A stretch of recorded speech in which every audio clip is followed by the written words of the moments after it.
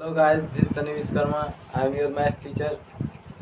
I have an experience of 2 years in teaching offline mode. 2 years. आज मैं आप लोग के सामने एक मैथ्स का क्वेश्चन लेके आया हूँ जो कि सम एप्लीकेशन ऑफ ट्रिगोनोमेट्री से है।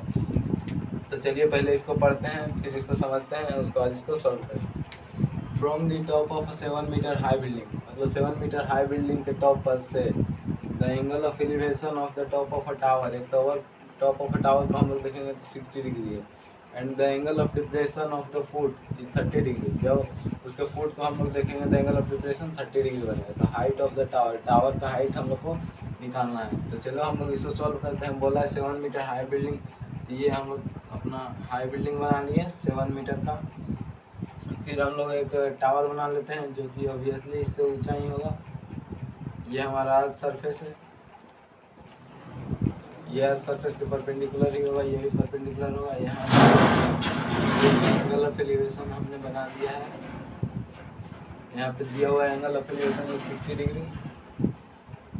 मैं टावर को ए बी मान लेता हूँ, ए बी, और बिल्डिंग को पी क्यू।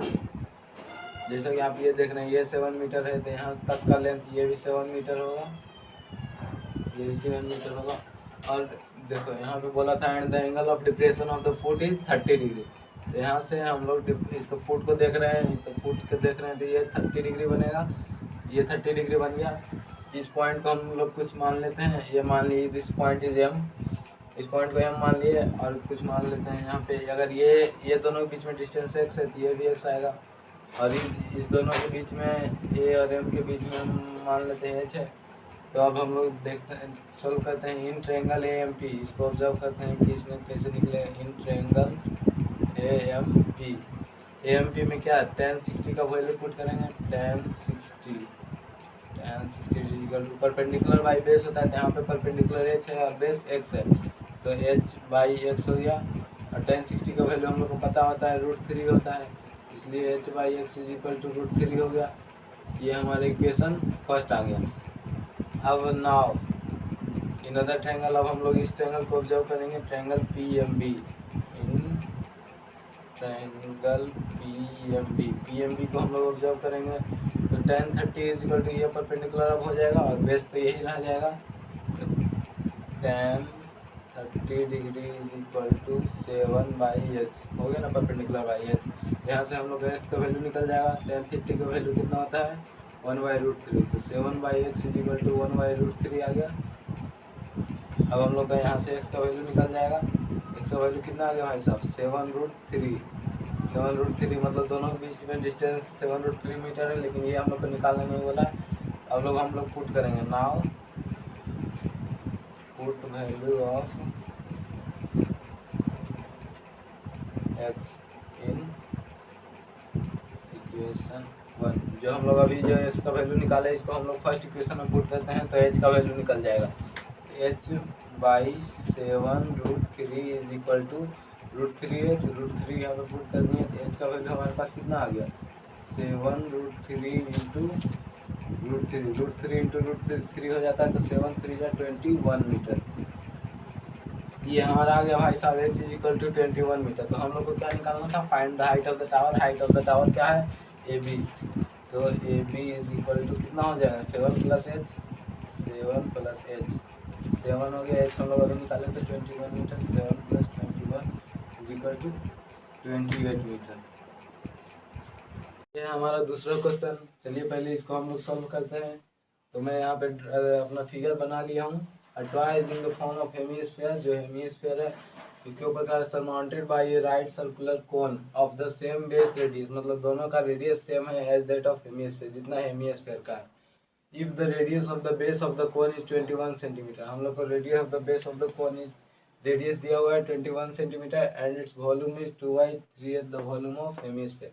हेमिस्फीयर का जितना वॉल्यूम है उसका 2/3 है इसका volume. Calculate the height of the cone, ये हाइट निकालना है, और surface area of the toy, पूरा टॉय का सरफेस एरिया निकालना है। हम लोग को वॉल्यूम ऑफ कोन लिखेंगे,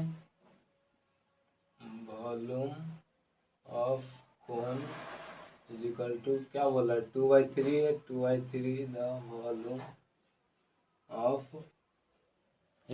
क्या है हेमिस्फीयर। तो हेमिस्फीयर हम लोग लिख रहे हैं। वॉल्यूम ऑफ क्या कौन क्या होता है, 1/3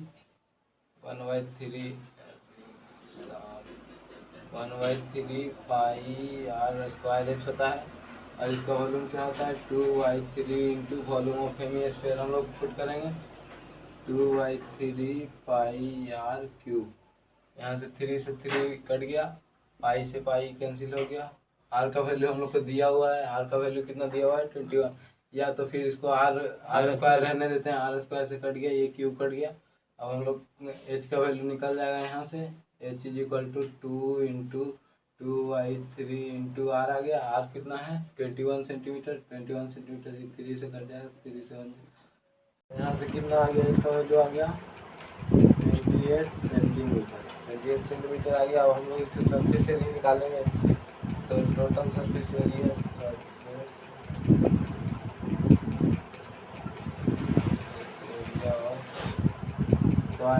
कितना हो गया, पहले इसका सरफेस एरिया ऑफ कोन लिखेंगे, surface area of cone plus surface area of hemisphere. Surface area of cone क्या होता है pi R plus surface area of hemisphere क्या होता है 2 पाई आर स्क्वायर। हम लोग को एल निकालना पड़ेगा, ये एल होता है स्लैंट हाइट, एल हम निकाल लेते हैं। एल स्क्वायर बराबर H square plus H square plus R square होगा ना, H square plus R square.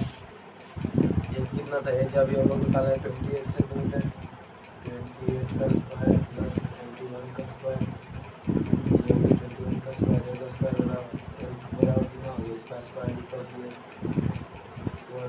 784, इसका स्क्वायर हो गया प्लस इसका हो गया 441।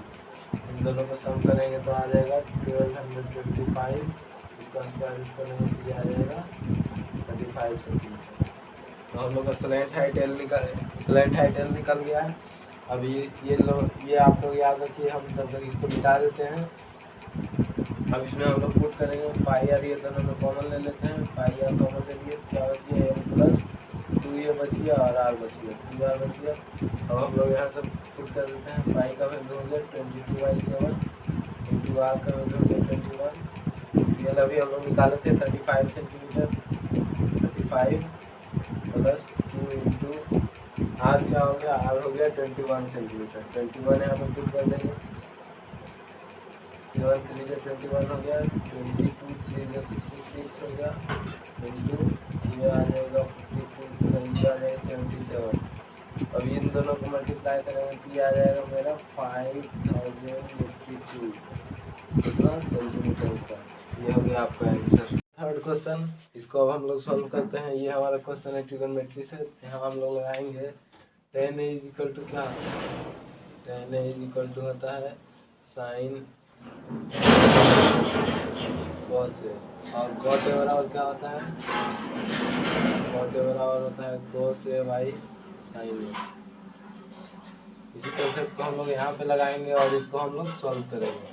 तो tan a को हम लोग लिखेंगे sine a by cos a, sine a by cos a divided by 1 minus cos a by sine a। आप लोग को समझ आ रहा होगा मैंने कैसे किया। cot a का वैल्यू यहाँ पे क्या है cos a by sine a, इसको cos a by sine a put करते हैं, divide by 1 minus tan a है तो इसका 1 minus sine a by cos a रखेंगे, sine a by cos a। इन दोनों का हम यूज कर रहे हैं, इसको ब्रेक बंद कर देते हैं डब्बा में।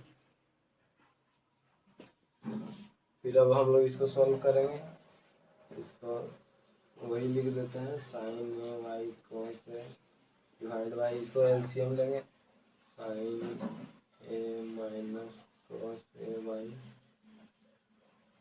Sign a। एलसीएम लेने पे ये इतना आएगा, फिर plus cos a by sine a divide by, इसका एलसीएम लेंगे इसलिए नीचे में cos a हो जाएगा, cos a और हो जाएगा cos a minus sine a, cos a minus. इसके बाद हम लोग नेक्स्ट स्टेप यहाँ पे कर रहे हैं। तो आप लोग देखना कि ये जो साइन नीचे में है वो सबसे ऊपर में चला जाएगा, ये ऊपर में आ जाएगा साइन स्क्वायर ए अब आई कॉस ए को भी वहीं पे रहने देते हैं, कॉस ए। नीचे में क्या बच गया, sign A minus cos A, sign A minus cos A plus, इसमें भी जो कॉस ए है वो ऊपर चला जाएगा तो कॉस स्क्वायर ए हो जाएगा, बेटा साइन ए उसको ऐसा ही रहने दीजिए, फिर divide by cos A minus sine A, cos A minus sine A. अब आप लोग इसमें कुछ ऑब्जर्व कीजिए, कुछ कॉमन आ रहा है तो हाँ हम लोग देखेंगे साइन ए माइनस कॉस ए, और इसमें कॉस ए माइनस साइन ए, इसका मतलब कि इतना कॉमन लेंगे तो यहाँ पे -1 बचेगा, बस वही हम लोग 1 sign A minus cos A common ले लेते हैं।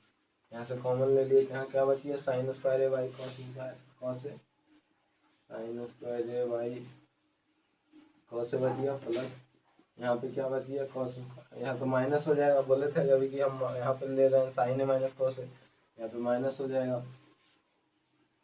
Cos square A by sine A हो गया, ये आ गया। इसके बाद हम लोग यहाँ पे स्टेप कर रहे हैं, ध्यान दीजिएगा, 1 साइन ए माइनस कॉस ए।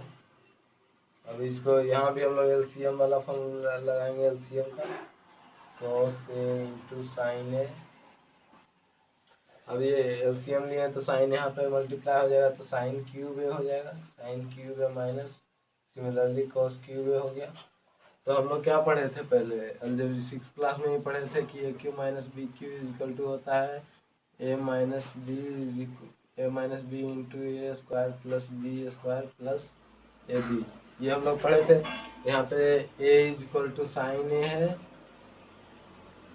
और बी इज इक्वल टू हमारा कॉस ए है, तो बस यही फॉर्मूला का उपयोग यहाँ पे हम लोग को करना है। हम लोग नेक्स्ट स्टेप को करते हैं, 1 sign A minus cos A.